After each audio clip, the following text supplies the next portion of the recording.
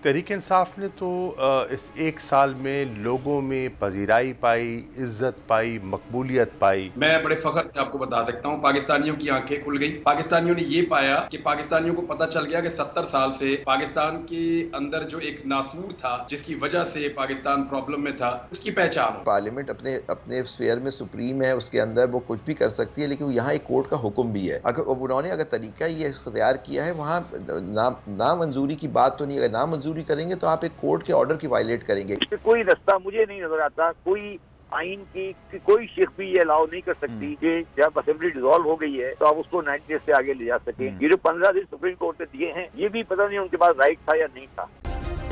Subscribe करें और bell दबाएं ताकि कोई खबर रह न जाए।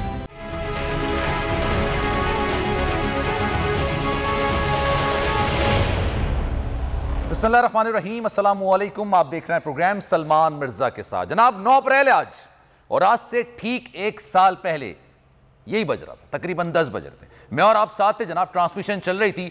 पाकिस्तान के टीवी चैनल्स की स्क्रीन गर्म हुई थी, पता नहीं चल रहा था क्या होने जा रहा है। रमजान का महीना था, लोग इबादत में मशगूल होते हैं, लेकिन सब टीवी के सामने बैठे हुए थे और सब इंतजार कर रहे थे कि जनाब क्या होने जा रहा है। सबको पता था तहरीक इंसाफ के सरबराह इमरान खान साहब की हुकूमत जाने वाली है। कई बातें ऐसी निकल कर आ रही थी। फिर जब हम ट्रांसमिशन कर रहे थे, यकयक देखने में आया कि जनाब अदालतें खुलने लग गई। यकयक देखने में आया कि जनाब प्राइम मिनिस्टर हाउस के बाहर एक ऐसी वैन आ गई जो कि कैदियों को लाने ले जाने के लिए होती है। रजीम चेंज ऑपरेशन को तकरीबन एक साल मुकम्मल हो चुका है। 9 तारीख को खान साहब की हुकूमत गई थी और आज भी 9 तारीख है, मुकम्मल एक साल हो चुका है। लेकिन सवाल यह पैदा होता है कि एक साल के अंदर पाकिस्तान आगे बढ़ा है या पीछे गया है। उस वक्त की जो अपोजिशन रहनुमा थे, खान साहब की तो हुकूमत थी ना, बिलावल भुट्टो जरदारी हो गए, मरियम नवाज साहबा हो गई, शहबाज शरीफ साहब हो गए, आसिफ अली जरदारी हो गए, मौलाना फजल रहमान साहब हो गए। वो तो कहते थे कि जनाब पाकिस्तान ज़बूहाली का शिकार हो चुका है, मईशत बिल्कुल हिचकोले खा रही है, पाकिस्तान डिफॉल्ट के दहाने पर खड़ा हुआ है। अगर हमने हुकूमत नहीं संभाली तो जनाब गरीब को तो छोड़ दें, अमीर का भी कोई पुरसाने हाल नहीं होगा। उसके बाद जनाब देखने में ही आया, अदम एतमाद की तहरीक कामयाब हुई। पाकिस्तान की तारीख में कभी ऐसा नहीं हुआ, लेकिन जनाब खान साहब के खिलाफ अदम एतमाद की तहरीक भी कामयाब हुई। उससे पहले क्या कुछ होता रहा, सिंध हाउस में क्या कुछ होता रहा, पूरी आवाम ने देखा। लेकिन सवाल यह पैदा होता है, एक साल के अंदर आवाम की जिंदगी कैसी थी। 150 का पेट्रोल मिलता था 1 लीटर, आज कितने का मिलता है यह आप मुझसे ज्यादा बेहतर तरीके से जानते हैं, क्योंकि घर आप चलाते हैं। उस वक्त डॉलर कितने का था, आज डॉलर कितने का है, ये मुझसे ज्यादा बेहतर आप जानते हैं, क्योंकि हर रोजाना जब आप अशय खुरनोश की चीजें खरीदारी करने के लिए जाते होंगे तो आपको रोजाना की बुनियाद पर कीमतें ऊपर नीचे होती हुई नजर आती होंगी। नीचे तो मैंने अपनी तरफ से बोला है, ऊपर ही जाती हुई नजर आती होंगी। उस वक्त बेरोजगारी कितनी थी, आज बेरोजगारी कितनी है। उस वक्त कितनी फैक्ट्रियां चल रही थी, आज कितनी फैक्ट्रियां बंद हैं। आप यकीन जानिए, आज ऑफिस आने से पहले मैं आवाम में गया, पहले मैंने कहा जनाब एक साल मुकम्मल हो गया ना, जमहूरियत होती ही जमहूर से है। अगर जमहूर की राय को जमहूरियत में शामिल नहीं किया जाएगा तो उसको जमहूरियत नहीं कहा जा सकता। आप उसको कोई भी नाम दे सकते हैं, लेकिन जमहूरियत नहीं कह सकते। मैं आवाम में गया, यकीन जानिए, हम आप चलाएंगे अभी 11 बजे, लोगों ने, खातून ने अपना दुपट्टा उठा उठा के बद्दुआएं दी हैं जो इस वक्त महंगाई की सूरत हाल है। यकीन जानिए, मैं भी बोल रहा हूं ना, मेरे रोंगटे खड़े हो रहे हैं। मुझे समझ नहीं आ रहा कि मैं उनके अल्फाजों को अपने अल्फाज में किस तरह से बयान करूं। आग लगी हुई है इस वक्त। और उसके बाद खान साहब की हुकूमत तो चली गई, ये तो हुकूमत आ गई। उसके बाद यह पेट्रोल की कीमतों में इजाफा हो गया। सवाल हमने किया तो उन्होंने कहा जनाब हमें करना पड़ रहा है क्योंकि खान साहब ये मुआहदा करके गए थे। तो सवाल ये भी पैदा होता है ना कि खान साहब मुआहदा करके गए थे, खान साहब की हुकूमत उस वक्त मकबूलियत के सबसे नीचे खड़ी हुई थी, तो उस वक्त उनको गिरने देते। आपने उनकी हुकूमत हटा के अपनी हुकूमत ले ली और उसके बाद फिर सूरत हाल इतनी मुश्किल हो गई कि आज गरीब तो छोड़िए, हमारा भी तकरीबन नामुमकिन हो चुका है। शाह महमूद कुरैशी साहब मेरे साथ मौजूद हैं, पाकिस्तान तहरीक इंसाफ के वाइस चेयरमैन है, साबिक वजीर खारजा, उनसे जरा मजीद बात करेंगे। लेकिन एक मैं कंपेरिजन आपको दिखा दूं, इस वक्त जो मौजूदा हुक्मरान है, पहले वो क्या कहा करते थे, जनाब पंजाब में असेंबली तोड़नी है, तोड़े, हम इलेक्शन करवाएंगे, हम इलेक्शन से भागते नहीं है। राना सनाउल्लाह कहते हैं जनाब आए, बिस्मिल्लाह करें, असेंबली तोड़ें। अगर आप इलेक्शंस चाहते हैं तो आपने पंजाब और केपी में असेंबली बनाई हुई है, उसको तोड़ दें, हम इलेक्शंस करवाते हैं। क्या पहले कहा करते थे, आप क्या कहते हैं? शाह साहब हमारे साथ मौजूद हैं। शाह साहब सर अस्सलाम वालेकुम, कैसे हैं सर आप? वालेकुम सलाम, अल्हम्दुलिल्लाह, सब खैरियत। सर एक साल भी खैर आफियत से गुजर गया, या मैं पहले सवाल आपसे ही कर लूं, पाकिस्तान ने क्या खोया क्या पाया, ये पूरी पाकिस्तानी अवाम को पता है। मैं आज यहाँ पर आने से पहले अवाम में गया था, अवाम की जो राय थी वो इंशाल्लाह हम 11 बजे तो चलाएंगे। लेकिन पाकिस्तान तहरीक इंसाफ ने क्या खोया और क्या पाया? देखिए, तहरीक इंसाफ ने तो इस एक साल में लोगों में पजीराई पाई, इज़्ज़त पाई, मकबूलियत पाई।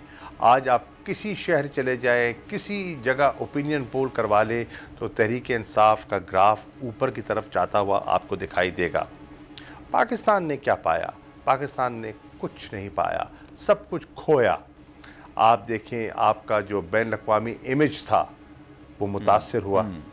आपकी मईशत जो है, जो कहते थे कि डिफ़ॉल्ट के करीब है, अब तो क्या कहते हैं ना कि डूब नहीं रही, डूब चुकी है।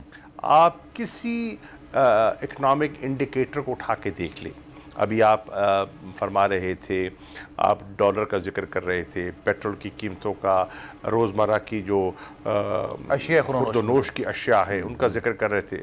बिल्कुल हर जगह आग लगी है। लोगों के तासुरात तो लीजिए। ये आज भाग रहे क्यों इलेक्शन से? लोगों का सामना करने से कतराते क्यों हैं? इसलिए कि लोग आज दुहाइयाँ दे रहे हैं, लोग नजात चाहते हैं। लोग जब इनका चेहरा देखते हैं ना तो लोग आग बगोला हो जाते हैं। हम पब्लिक में निकलते हैं, अल्हम्दुलिल्लाह आज निकलते हैं, किसी गैस स्टेशन पे चले जाएं, किसी रेस्टोरेंट पे चले जाएं, रेलवे स्टेशन, एयरपोर्ट, लोग मोहब्बत से, इज़्ज़त से पेश आते हैं। इनको देखना कोई नहीं चाहता। ये फ़र्क है। इन्होंने क्या, पाकिस्तान के अवाम ने बहुत खोया है। पाकिस्तान ने खोया है। हाँ, अलबत्ता पीडीएम सरकार ने पाया। क्या पाया? नैब के केसेस से नजात पाई। 1100 अरब रुपए के शायद करप्शन के केसेस थे। 1100 अरब के जो लूट मार है उसको हड़प किया। और आपने देखा कि अपनी मनपसंद किस्म की उन्होंने चीज़ें हासिल करने की कोशिश की। बिलावल ने बेपनाह दौरे किए, दुनिया घूमे अपनी सीवी लेकर, लेकिन पाकिस्तान ने क्या हासिल किया उन दौरों से? मुझे बताइए। मैं तो अभी जिनीवा कॉन्फ्रेंस जो उन्होंने की थी, अभी तो मैं उसको ही तलाश कर रहा हूँ कि वहाँ क्या हासिल हुआ। तो इसी तरह आप किसी फ्रंट को उठा के देख लें, आपको नाकामी, नामुरादी दिखाई देगी। तभी तो हमने आज इनकी एक साला कारकर्दगी पर एक वाइट पेपर शाया किया है। आप उनके 6 चैप्टर्स हैं, अब किसी चैप्टर को उठा के देख लें, आपको तनज़्ज़ुली और आपको जो है ना एक परेशानी दिखाई देगी। लेकिन सर, आपने अपनी गुफ्तगू का आगाज़ किया कि पाकिस्तान तहरीक इंसाफ को मकबूलियत मिली, लेकिन सर क्या कबूलियत मिल गई है? आप समझ रहे होंगे सर मैं क्या कह रहा हूं। देखिए, कबूलियत हमें किसकी चाहिए? आवाम की। जमहूर में फैसला आवाम करती है। आवाम किसको कबूल करती है, आवाम किसको मुस्तरद करती है, ये है कसौटी, ये है पैमाना जमहूरियत का, जमहूर का। तो अभी तो हम कह रहे हैं, आइए लोगों के पास जाते हैं, लोगों को फैसला करने दें। हमारा बयानिया सही है, आपका मौक़िफ़ सही है, लोगों को तराजू में तोलने दें, तोल के फैसला करने दें। उससे भी नहीं। बात आपकी बिल्कुल दुरुस्त है और लोगों के सर्वे जो हैं बिल्कुल सामने मौजूद हैं, इसमें कोई दो राय नहीं है। खान साहब की हुकूमत के जाने के बाद उनके जो मकबूलियत का महराज है, गालिबन इससे पहले कभी नहीं हुआ जो इस एक साल के दौरान उन्होंने ये हासिल किया है। लेकिन सर कुछ चीज़ें और भी है ना सर। खान साहब को अभी फिलहाल मकबूलियत के अलावा क्या कामयाबी मिली? सर आपकी पंजाब में हुकूमत थी, केपी में हुकूमत थी, आप लोगों ने तोड़ दी, आपको फिर भी इलेक्शंस नहीं मिले। आपने कौमी असेंबली से बॉयकॉट किया, आपको फिर भी इलेक्शंस नहीं मिले। आपने बाय इलेक्शंस में हिस्सा लिया, वो जीते सारे, लेकिन उसके बावजूद आपको फिर भी इलेक्शंस की डेट नहीं मिल पा रही। और कोई बैद नहीं है सर, मैं अगर आपसे सवाल करूं तो आप बेहतर इसका जवाब दें। कोई गुमान है आपको कि अब इलेक्शंस हो जाएंगे या नहीं होंगे? पहली बात तो है कि हमें इलेक्शन आइन की रूह से मिल गए। 14 मई को इलेक्शन की तारीख का तयन हो चुका है। सुप्रीम कोर्ट फैसला कर चुकी है, आइन वाज़े है। खैबर पख्तूनख्वा की हमारी दरख्वास्त दाखिल हो चुकी है। उसी ज़ाब्ते और उसी फार्मूले पे, उसी प्रिंसिपल पे वो खैबर पख्तूनख्वा का इलेक्शन भी इंशाअल्लाह हमें मिल जाएगा। तो हम पेशरफ्त हमें हुई है। और अब यकीन है आपको कि 14 मई को इंतखाबात होने हैं, अब एट एनी कॉस्ट होने हैं? देखिए सलमान मिर्ज़ा साहब, अगर 14 को इलेक्शन नहीं होने तो इसका मतलब है इस मुल्क कानून की और आइन की हुक्मरानी दफन हो गई। इसका मतलब है नजरिया ज़रूरत गालिब आ गया। इसका मतलब है आइन को आपने, जिस कहते हैं ना, जैसे कि माजी में कहा गया था ये कागज़ का टुकड़ा है, जब चाहे हम उसको एक तरफ फेंकते हैं रद्दी की टोकरी में, तो वो चीज़ सामने आएगी जो हमने माजी से, जो हमने फिर लगता है कुछ नहीं सीखा और माजी की गलतियां हम दोहराने चले हैं और उसके जो नुकसानात मुल्क को उठाने पड़े वो आपको फिर उठाने पड़ेंगे, अल्लाह ना करे। सही सर, बात बिल्कुल दुरुस्त है। और क्योंकि आइन के अंदर लिखा हुआ है तो हर हाल में वो चीज होनी चाहिए, बिल्कुल होनी चाहिए। लेकिन सर आज आपने देखा होगा जो इजलास चल रहा था काबीना का, उसके बाद ये फैसला किया गया जनाब ये कौमी असेंबली में मामला जाएगा, फंड्स देने हैं नहीं देना है ये कौमी असेंबली डिसाइड करेगी। सर शरारत के मूड में तो अभी भी वो हैं। बिल्कुल है, इसमें कोई शक शुबा ही नहीं है। ये काबीना जो है उसमें हिम्मत ही नहीं है फैसला करने की।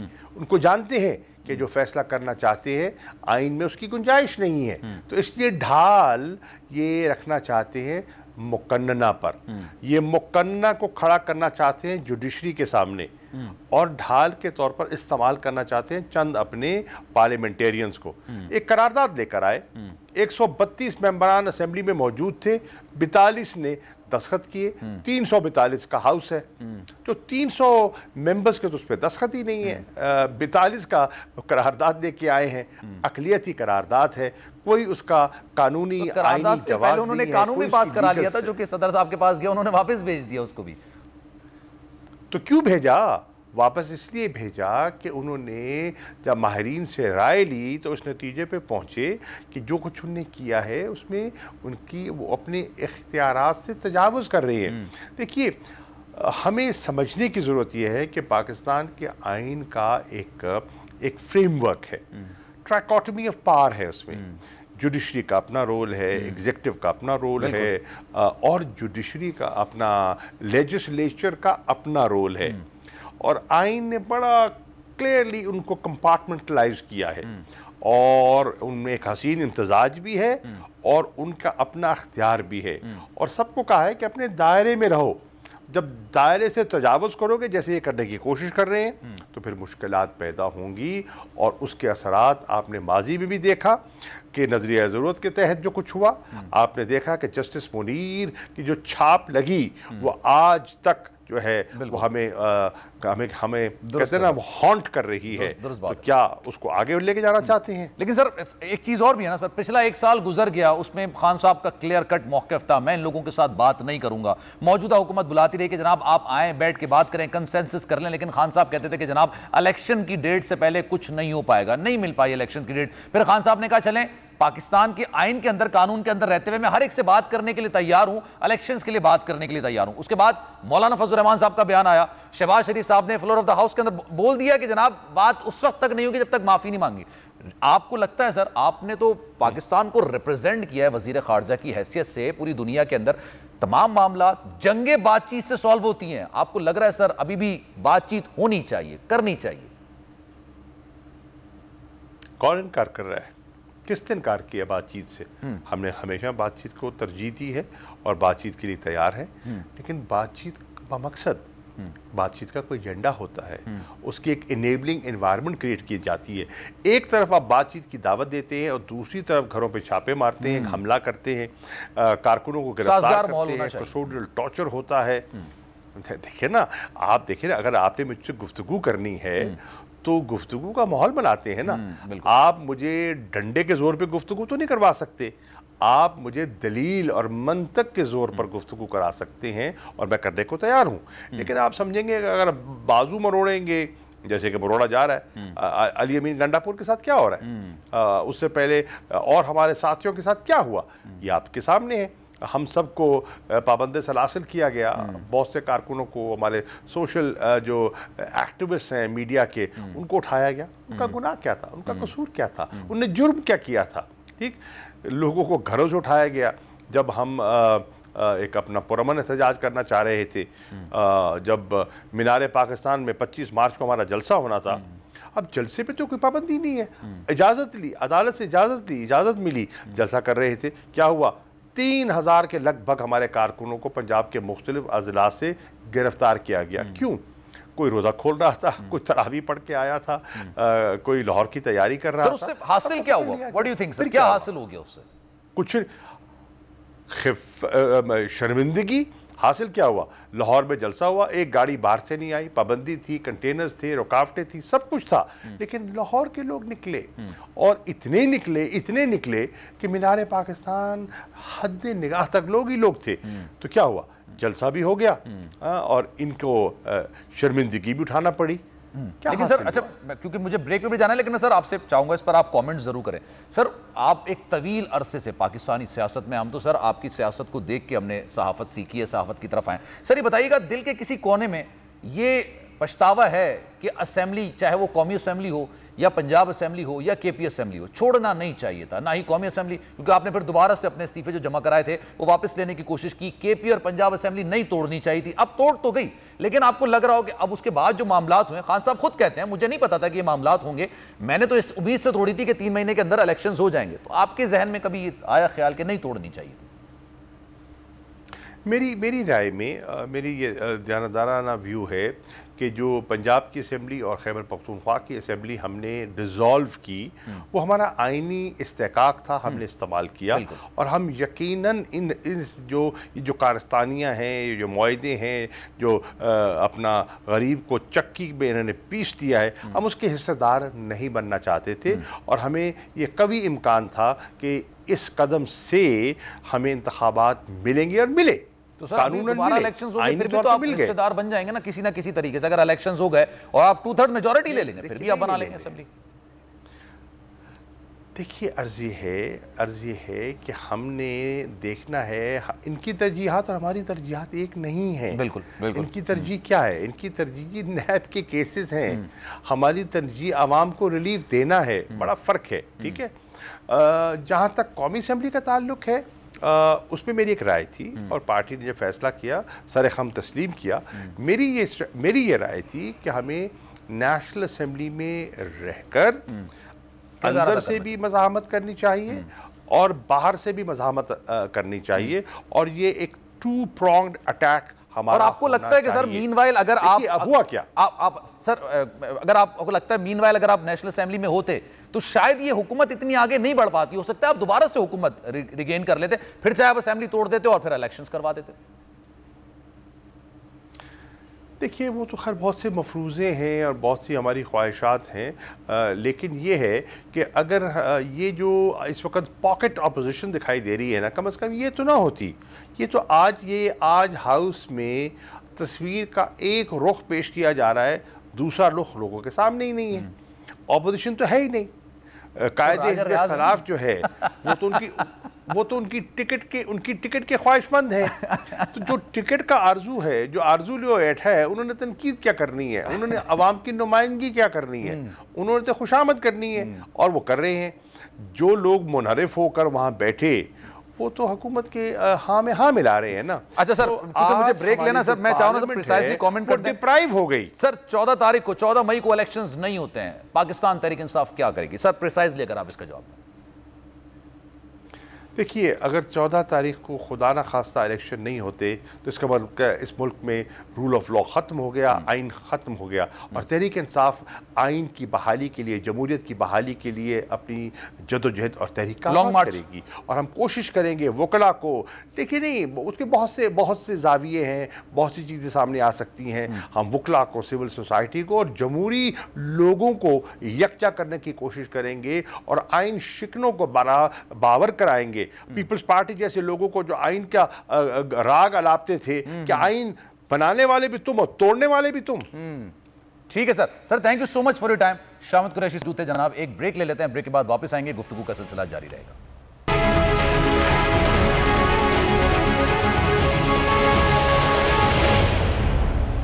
जनाब एक बार फिर से आप सभी को खुशामदीद कहते हैं। इमरान रियाज साहब हमारे साथ मौजूद हैं, उनसे जरा मजीद बात करेंगे, सीनियर तज्जियाकार हैं। इमरान साहब अस्सलाम वालेकुम सर, कैसे हैं आप? तबीयत कैसी है? इमरान भाई, ये 1 साल गुजर चुका है, 9 अप्रैल से 9 अप्रैल तक का सफर कैसे देखते हैं सर? पाकिस्तान ने क्या खोया, कुछ पाया फिर या कुछ नहीं पाया, सिर्फ खोया ही है? आपके सामने है जी, पाकिस्तानियों से पूछ लें। पाकिस्तानी सबसे बेहतर फैसला करते हैं कि पाकिस्तान ने खोया या पाकिस्तान ने पाया। अच्छा, पाकिस्तान ने कुछ चीजों को पाया भी है। अच्छा, मैं बड़े फख्र से आपको बता सकता हूँ, पाकिस्तानियों की आंखें खुल गई।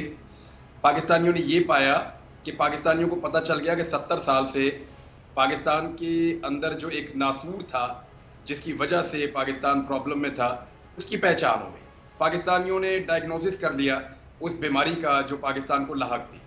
अब उसका इलाज करना बाकी है। पाकिस्तानियों को ये पता चला कि उनकी कुछ गलतफहमियां जो वो पाल रहे थे बड़े लंबे अरसे से, वो पाकिस्तानियों की दूर हो गई। पाकिस्तानियों को पता चल गया कि एक्चुअली पाकिस्तान के वफादार कौन लोग हैं और पाकिस्तान के साथ बेवफाई कौन करते हैं। पाकिस्तानियों को पता चला कि अपने जाती मफाद के लिए, अपनी जिद और अना के लिए कुछ लोग किस लेवल तक जा सकते हैं, और वो गए भी हैं। पाकिस्तानियों को ये पता चला, खास तौर पे हमारे पंजाब के भाइयों को पता चला कि हमारे बलूचिस्तान के कबायली इलाका जात के और इवन सिंध के कुछ इलाकों के जो बहन भाई हैं, वो जिंदगी में जो शिकवे और शिकायतें करते रहे हैं वो कितनी जायज, और उन बातों की तरफ तवज्जो ना देकर हमने कौमी जुर्म का इर्तिकाब किया है। पाकिस्तानियों की आंखें खुल गई हैं, पाकिस्तानियों को पहचान हो गई है, पाकिस्तानियों को डायग्नोसिस हो गया है कि पाकिस्तान के साथ प्रॉब्लम क्या है, और पाकिस्तानियों ने अपने वफादारों को और ऐसे लोगों को जो मफाद परस्त हैं उनको पहचान लिया है। ये तो हुआ जी अच्छा। बाकी जो बुरा हुआ है वो तो गवर्नमेंट की अपनी रिपोर्ट्स हैं। गवर्नमेंट की रिपोर्ट्स कह रही हैं कि महंगाई 3 गुना ज्यादा हो गई है, बिजली की कीमतें 2 गुना बढ़ गई हैं, पेट्रोल की कीमतें 2 गुना बढ़ गई हैं, आलमी मंडी में चीजें सस्ती होने की बजाय हो रही हैं आलमी मंडी में, पाकिस्तान में महंगी हो रही हैं। पाकिस्तान की एक्सपोर्ट्स लगातार गुज़िश्ता 8 महीनों से गिरती ही चली जा रही हैं, संभलने का नाम नहीं ले रही। पाकिस्तान के जो फॉरेन रेमिटेंसेज आते थे, बाहर से ओवरसीज पाकिस्तानी पैसा भेजते थे, उन्हें कोई एतबार नहीं है, वो अब पैसा नहीं भेज रहे। पाकिस्तान के अंदर सरमायाकारी बिल्कुल रुक चुकी है, सी पैक के ऊपर काम आगे बढ़ता हुआ दिखाई नहीं दे रहा। आपके जो डैम बन रहे थे माजी में, उनमें तेजी से काम हो रहा था, वो काम तकरीबन रुक चुका है या बहुत स्लो हो गया है। इंटरनेशनली हमारा इमेज इमरान भाई कैसा गया है? मतलब मैं मौजूदा हुकूमत की बात करता हूं, उन्होंने इस वक्त बिलावल भुट्टो जरदारी साहब ने तकरीबन हर मुल्क का ही दौरा कर लिया है। इंटरनेशनली 9 अप्रैल 2022 के बाद से पाकिस्तान का इमेज किस तरह का गया? पाकिस्तान का इमेज एक ऐसे मुल्क के तौर पे गया है जहां के लोग कुछ और सोचते हैं और वहां की एस्टेब्लिशमेंट कुछ और सोचती है। दुनिया के अंदर 2 तरह के इमेजेस गए हैं। एक ये गया कि ये बंद कमरों के फैसले अपनी कौम पे मुसल्लत कर लेते हैं, ये सोचे बगैर कि कौम इसके खिलाफ है या इसके हक में है। यानी इस मुल्क में कौम की राय की कोई इज्जत नहीं, कौम की राय को तवज्जो नहीं दी जाती और कौम उठकर खड़ी हो गई है। एक तो ये गया है कि पाकिस्तान एक बनाना रिपब्लिक है, जिसको मर्जी उठाओ, उसके कपड़े उतारो, नंगा करो, जूते मारो, करंट लगाओ, उल्टा लटकाओ, जो मर्जी करो। इस मुल्क के अंदर कोई कानून ऐसा नहीं है जो आपको गिरफ्त में ले। पाकिस्तान का इमेज ये गया है कि साबिक वजीर आजम को गोलियां मारी गई, फिर उसका मजाक उड़ाया गया। साबिक वजीर आजम की सिक्योरिटी वापस ले ली गई, वो जब अपने इर्द गिर्द बुलेट प्रूफ चादरें लपेट कर जाता है तो उसका फिर मजाक उड़ाया जाता है। उसको मारने का मुकम्मल बंदोबस्त किया जा रहा है। पाकिस्तान किसी के लिए महफूज नहीं है। ये इमेज पाकिस्तान से बाहर गया। ठीक है। अच्छा सर, एक चीज और भी है ना, अभी पाकिस्तान तहरीक इंसाफ की अगर बात करें, खान साहब को मकबूलियत तो बहुत ज्यादा मिल गई, बहुत ज्यादा मकबूलियत। जाहिर सी बात है, महराज पर इस वक्त पहुंच चुके हैं मकबूलियत की। खान साहब के साथ जो कुछ हुआ, पाकिस्तान की आवाम 90% उनके साथ मौजूद है। लेकिन एक चीज ये भी ना कि उन्होंने इस वक्त पाया क्या, मकबूलियत तो उन्होंने पा ली, लेकिन केपी में उनकी हुकूमत थी वो उन्होंने तोड़ दी, उन्होंने के पास पंजाब में हुकूमत थी वो उन्होंने तोड़ दी, उन्होंने सारे बाय इलेक्शंस जीत लिए, लेकिन इलेक्शन की डेट उनको नहीं मिली। और फिर 14 मई को इलेक्शंस होते हैं नहीं होते, ये भी आवाम अभी भी बरकरार है। आप फर्ज कीजिए 3 नवंबर को जब इमरान खान साहब पे गोलियां चली थी, खुदा ना खास्ता जिस मकसद के लिए ये हमला किया गया था वो मकसद पूरा हो जाता तो कहां गई मकबूलियत पे? फिर तो इमरान खान साहब की केपी में भी गवर्नमेंट थी उस वक्त और पंजाब में भी गवर्नमेंट थी। फिर उन्होंने क्या करना था इन गवर्नमेंट्स को? फिर अगर पाकिस्तान में इलेक्शन भी आ जाता तो क्या लोग उसके अंदर हिस्सा लेते? देखिए, मामला ये नहीं है कि इमरान खान ने क्या पाया, सही है। मामला ये है कि पाकिस्तान की एस्टेब्लिशमेंट ने, पाकिस्तान के ताकतवर हलकों ने क्या खोया है। उन्होंने क्रेडिबिलिटी खो दी है। अब वो इलेक्शन में जाने से डरते हैं। मसला ये नहीं है कि लोग इन पॉलिटिकल पार्टी। अच्छा, हमारे साथ आबिद मौजूद हैं और शब्बर ज़ैदी साहब भी मौजूद हैं, जरा उनको भी शामिल गुफ्तगू करते हैं क्योंकि शायद कुछ कनेक्शन का प्रॉब्लम है इमरान भाई के साथ से। आबिद ज़ुबैरी साहब से जरा मजीद बात करते हैं। आबिद ज़ुबैरी साहब, ये बताइएगा सर, ये आज जो काबीना का इजलास हुआ जिसमें कहा गया कि भाई फंड्स जो फराहम करने हैं हमने इलेक्शन के हवाले से, ये हम फैसला नहीं करेंगे, ये कौमी असम्बली में फैसला किया जाएगा, ये इसको कानूनी नजर में किस तरह से देखेंगे और इसको किस तरह से डिफाइन करेंगे? क्योंकि अदालत ने वाज़ेह तौर पर कहा था ना कि इलेक्शन कमीशन शेड्यूल बनाए और उसको जो जो रिक्वायरमेंट्स होंगी वो रिक्वायरमेंट्स मुताल्लिका जो लोग हैं वो उसको फराहम करें, और अगर नहीं फराहम करते तो इलेक्शन कमीशन एक रिपोर्ट जमा कराए। तो सर ये जो आज कौमी असेंबली का एक शोशा है, इसको किस तरह से आप देखते हैं? बिस्मिल्लाहिर्रहमानिर्रहीम। देखिए, ये फाइनेंस मिनिस्ट्री जो आपकी वो पाबंद है फंड्स देने के, as per the orders of the Supreme Court. उन्होंने हुक्म दिया कि ये फंड्स देंगे। अब गवर्नमेंट उसको इस तरह से ले रही है कि वो आर्टिकल 84 होता है आइन का, जिसके अंदर सप्लीमेंट्री ग्रांट्स की पावर होती है। तो हुकूमत को अगर सप्लीमेंट्री को जिसके लिए मुख्तस नहीं किया जाता उसके लिए उनको सप्लीमेंट्री ग्रांट लेनी होती है, उसके लिए पार्लियामेंट से रुजू करना होता है। शायद ये उस तरफ जा रहे हैं। देखिए, ये ऐसे फंड्स हैं कि वो फाइनेंस मिनिस्ट्री उसको प्रोवाइड कर सकती थी। लेकिन अब ये कोर्ट में जब कल रिपोर्ट आएगी कि उन्होंने नहीं दिए, इस तरह चले गए, अब देखते हैं कोर्ट उस पर क्या कहती है। क्योंकि उन्होंने तो आर्टिकल 84 में चले गए कि जी सप्लीमेंट्री ग्रांट है वो हमें देनी है, इसके लिए हमें सप्लीमेंट्री ग्रांट का जो आप जिक्र कर रहे हैं, जो आप बता रहे हैं, इसमें नो का ऑप्शन मौजूद होता है कि भाई कौमी असेंबली कहते हैं नहीं, जितने भी अराकीन है XYZ जितने भी हैं, मैं नंबर्स पे नहीं जा रहा, वो कहते हैं नहीं भाई हम नहीं दे सकते, तो ये ऑप्शन मौजूद होता है या नहीं? आपने करना ही करना है। देखिए, पार्लियामेंट अपने स्फीयर में सुप्रीम है, उसके अंदर वो कुछ भी कर सकती है, लेकिन यहाँ एक कोर्ट का हुक्म भी है। उन्होंने अगर तरीका ये इख्तियार किया है, वहाँ नामंजूरी की बात तो नहीं। अगर नामंजूरी करेंगे तो आप एक कोर्ट के ऑर्डर की वायलेट करेंगे, क्योंकि मैं समझता हूँ कि आप पहले ही फंड्स दे सकते हैं। आपने ये रुख इख्तियार किया, तो गवर्नमेंट पाबंद है इसके पैसे देने की। लेकिन अब उनको अगर वो आर्टिकल 84 में जा रही है तो वो कोर्ट पूछ सकती है कि आपको इसकी जरूरत क्यों पेश आई, इसको सप्लीमेंट्री और ग्रांट उसका जवाब मुमकिन तौर पर क्या हो सकता है हुकूमत की तरफ से?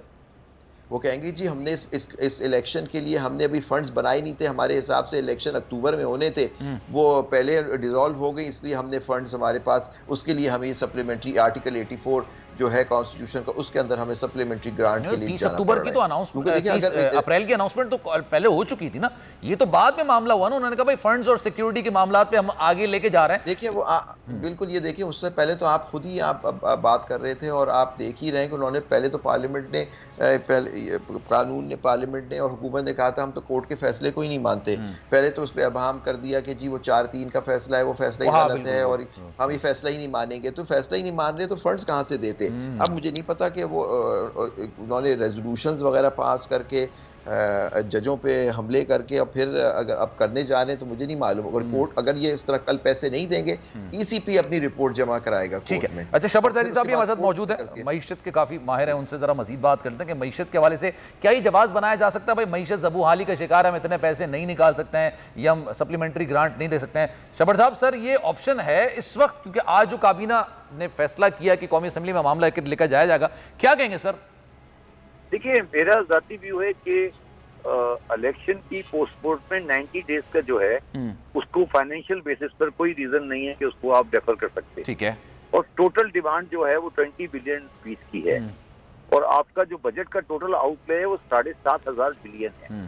7,500 बिलियन में 20 बिलियन इन 7,500 बिलियन कोई बड़ी अमाउंट नहीं है। तो ये जो बात हो रही है ये सिर्फ एक एक्सक्यूज है। 20 बिलियन गवर्नमेंट को अरेंज करना गवर्नमेंट के लिए, जिसका टोटल आउटले टैक्स का सिर्फ आउटले 7,500 बिलियन है, वो कोई इतनी बड़ी सब्जेक्ट नहीं है। कल से एक और बहस भी चल रही है ना कि ये इकोनॉमी की इमरजेंसी लगा सकते हैं, बहुत सारी नहीं। देखिए मेरी बात एक आप याद रखिए, मैंने पहले भी किसी को कहा है कि आइन में कोई इकोनॉमिक इमरजेंसी का क्लॉज ही नहीं। ये लोगों को गलत फहमी है कि कोई इकोनॉमिक इमरजेंसी का कोई क्लॉज है या कोई इमरजेंसी का क्लॉज है।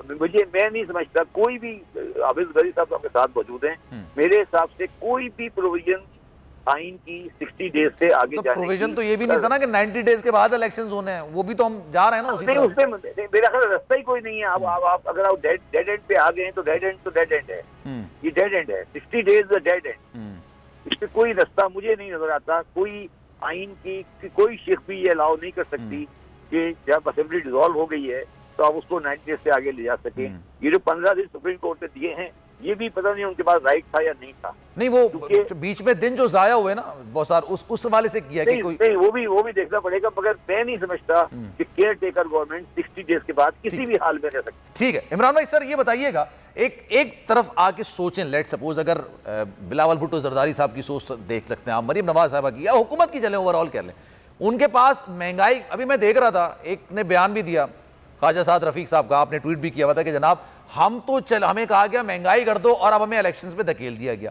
अब उनके पास कोई ऑप्शन तो है नहीं, उनको पता है कि इलेक्शंस में जाएंगे तो 2/3 अक्सरियत भी इससे ज्यादा मिल जाएगी खान साहब को। 2/3 अक्सरियत भी बहुत छोटी चीज है, तो वो क्यों जाएंगे इलेक्शंस में? वो तो कोशिश करेंगे कि आखिरी दम तक ना जाए। देखिए मेरी बात सुनिए, अगर इसलिए सर मैं इमरान भाई से जवाब लेके सर आपके पास आता हूं। शबर भाई जी, इमरान भाई जी, एक नहीं, अगर बात करना चाह रहे हैं साहब बात करने में बाद में बात नहीं सर, मैंने आपसे सर सवाल किया था, आपसे सवाल किया था। अच्छा, मैं ये अर्ज कर रहा हूँ कि ख्वाजा साद रफीक साहब का ये एतराफ़ जुर्म है कि उन्होंने एस्टेब्लिशमेंट के कहने के ऊपर ना सिर्फ रजीम चेंज ऑपरेशन किया बल्कि उनके कहने पर कीमतें बढ़ा दी। ये इशारा उन्होंने उन्हीं की तरफ किया था। पाकिस्तान के मुताबिक इलेक्शन में नहीं जाना चाहते, आइन से भाग रहे हैं ना, इलेक्शन में नहीं जाना चाहते। इलेक्शन में जाने के लिए देखें दिल बड़ा करना पड़ेगा, कभी हार होती है कभी जीत होती है। प्रॉब्लम हार जीत का नहीं है, आप इसको समझिए, प्रॉब्लम इमरान खान के माइंड सेट का है। वो जो माइंड सेट है ना वो तब्दील नहीं हुआ, वो मुख्तलिफ है। इमरान खान कोई डील करके आने वाला नहीं है, वो पब्लिक की ताकत पे आने वाला है, और अगर उसे हुकूमत मिलेगी तो फिर वो NRO 2 को वापस रिवर्स करेंगे। जब वो NRO 2 को रिवर्स करेंगे तो उसके साथ साथ इनका बाजू मुड़ेगा, जिन लोगों ने करप्शन की हुई है उनकी चीखें आसमानों तक जाएंगी। फिर जिन लोगों ने पाकिस्तान के साथ ये घिनौना मजाक किया है, क्या वो सारे ये समझते हैं कि वो बच जाएंगे? यानी मुझे इस बात का पता है कि अरशद शरीफ शहीद के केस के अंदर इस हुकूमत से तो हमें बहुत सख्त मायूसी हुई है। इलेक्शन के बाद हम इसको तहरीक को और बहुत तेज करेंगे। सही है। जिसकी भी हुकूमत बनेगी उसके हम गले पड़ेंगे और उससे कहेंगे हमें इसके अंदर इंसाफ दे। और अभी भी हम पूरी कोशिश कर रहे हैं, आलमी इदारों का दरवाजा खटखटा रहे हैं, पाकिस्तान में खटखटा रहे हैं। अब ये सारी चीजें उनको हॉन्ट करती हैं, वो डरे हुए हैं, उन्हें ये लगता है कि जो सवालात उनके सामने खड़े हो जाएंगे उनके जवाब। और सर मैं इसी चीज में एक और सवाल भी ऐड करना चाहूंगा इमरान भाई, क्योंकि इस तरह की इतलात भी है कि किसी चीज की गारंटी मांगी जा रही है कि ठीक है अगर इलेक्शंस करवाते हैं, अगर खान साहब आ भी जाते हैं तो ये जो हमने अभी सारा कुछ किया है ना 1 साल के अंदर, इसका कोई पूछगछ नहीं हो पाएगी, ये श्योरिटी ली जाए खान साहब से, ऐसा है या नहीं है? ये फिर बनाना रिपब्लिक जो है ना उसको अनाउंस कर दें और इमरान खान साहब को चाहिए फिर सियासत छोड़ के घर बैठ जाए अगर उन्होंने ये डील करनी है। बात ये है कि लोगों को मार मार के इन्होंने दुम्बा बना दिया, लोगों को नंगा करके मारा, लोगों के ऊपर बदतरीन तशद्दुद किया, खवातीन की बेहुरमती की गई, लोगों को जेलों में डाला गया, दिहाड़ीदार नौजवान जो हैं उनको जेलों के अंदर रखा गया और उनको तंग किया गया, लोगों को हरासा किया गया, सहाफियों के ऊपर गद्दारियों और बगावतों के मुकदमे दर्ज किए गए, अरशद भाई शहीद हो गए, समी भाई के ऊपर फिजिकल अटैक किया, हम लोगों को पकड़ पकड़ के टॉर्चर करते रहे, वो जमील फारूकी को नंगा किया इन्होंने मार मार के। उसके बाद आप वो बाकियों को देखें, साबिर शाकिर साहब he is not in Pakistan, वो आ नहीं सकते वापस, मुईद पीरजादा पाकिस्तान नहीं आ सकते, अहमद नूरानी वो भी पाकिस्तान नहीं आ सकता, और बहुत सारे लोग हैं। मामला बड़ा सादा और सिंपल है, अगर इमरान खान ने इंसाफ नहीं देना तो फिर तहरीके इंसाफ को इलेक्शन लड़ने की कोई जरूरत नहीं है। अच्छा, एक खबर ये भी था ना, नवाज शरीफ साहब अभी सऊदी अरब भी जा रहे हैं, तो ये रूटीन है या कोई ऐसा मामला, कोई खबर है आपके पास? तो खबर होती है ना। देखिए नवाज शरीफ साहब पूरी दुनिया में जहां मर्जी जाएंगे, अच्छा पाकिस्तान नहीं है, पाकिस्तान नहीं है। इमरान भाई मैं कह रहा हूँ सऊदी अरब जा रहे हैं और नवाज शरीफ साहब जा रहे हैं, ये तो एक बड़ी खबर हो सकती है ना। देखिए नवाज शरीफ साहब हर साल सऊदी अरब जाते थे, आखिरी अशरा वहां गुजारते थे, पिछले चंद सालों से वो नहीं जा पा रहे थे। उसका रीजन ये था कि वो एक इश्तिहारी मफरूर मुजरिम थे और उन्हें इस बात का खतरा था कि अगर मैं सऊदी अरब जाऊंगा तो पाकिस्तान की गवर्नमेंट सऊदी अरब से रुजू करेगी और फिर मेरे लिए इंग्लैंड वापस आना भी मुश्किल होगा। अब उनका भाई वजीर आजम है, वो कहीं भी ट्रैवल कर सकते हैं। जब उनका भाई वजीर आजम बना तो उन्होंने देखिए अब यूरोप का टूर भी किया अपनी फैमिली के साथ, बड़ा उन्होंने एंजॉय किया, बहुत जरा खुल के वो एक्टिविटीज करना शुरू हो गए, उनका बीमारी का बहाना भी खत्म हो गया। उसके बाद मियां नवाज शरीफ साहब को आपने देखा कि अब वो सऊदी अरब जाना चाह रहे तो जाएं सऊदी अरब, लेकिन सऊदी अरब के जो शाही खानदान है उनको भी ये बात देखनी चाहिए कि एक मफरूर मुजरिम को वो फैसिलिटेट तो नहीं कर रहे कहीं। ठीक है जनाब, thank you so much. Imran भाई हमारे साथ मौजूद थे, इसके अलावा आबिद ज़ुबैरी साहब हमारे साथ मौजूद थे, शबर जैदी साहब हमारे साथ मौजूद थे। 1 साल में रजीम चेंज को अवाम से हमने बात करनी चाहिए, अवाम की राय को मुकद्दम रखना चाहिए।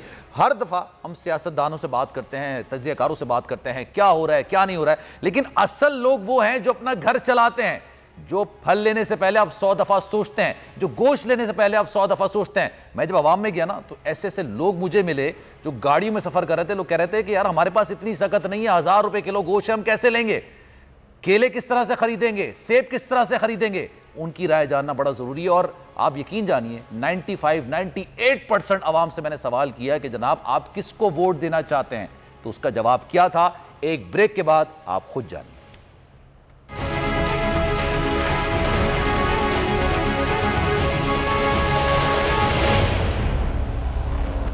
तो नजर आ रहा है सामने लिखा हुआ है जुल्म मिटने के लिए, दो चीजों से मिटेगा भाई। एक, अदल की कुर्सी पे जो लोग बैठते हैं ना, वो अदल के हिसाब से फैसले करने लगे।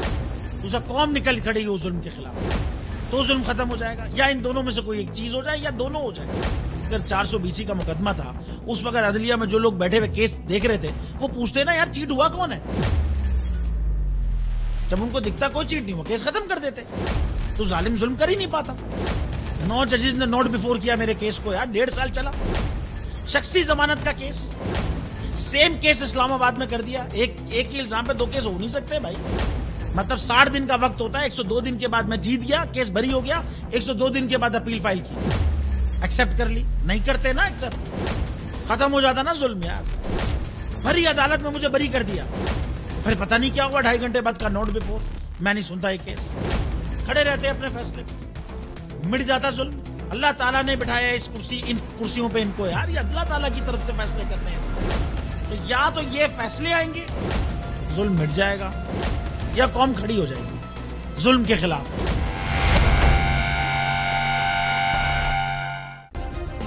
सब्सक्राइब करें और बेल दबाएं ताकि कोई खबर रह न जाए।